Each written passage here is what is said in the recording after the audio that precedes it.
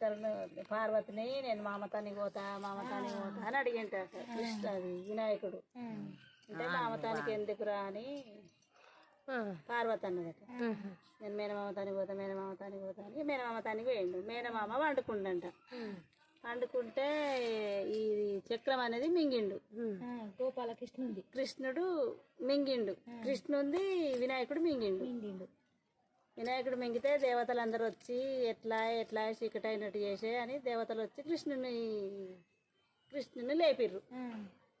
లేపితే లేచి మళ్ళా శంకరుడు వచ్చి ఆయన నవ్వాలంటే వినాయకుడిని నవ్వాలంటే గుంజీలు తీయాలి, ఎన్ని చెప్పినా నవ్వడంటే కృష్ణుడు గుంజీలు తీసిండు. మేనమామ గుంజీలు తీయంగానే నవ్విండు. నవ్వితే అది బయటకు వచ్చింది. వినాయకునికి బయటకు వచ్చింది. బయటకు వచ్చినాక గుంజీలు తీసి నీకు తాపకు సంవత్సరం నీకు అన్నిటికంటే ముందుగా లెక్కేదే గరకపోస వినాయకునికి అని దీవెనర్తి పెట్టిండు. అంతే.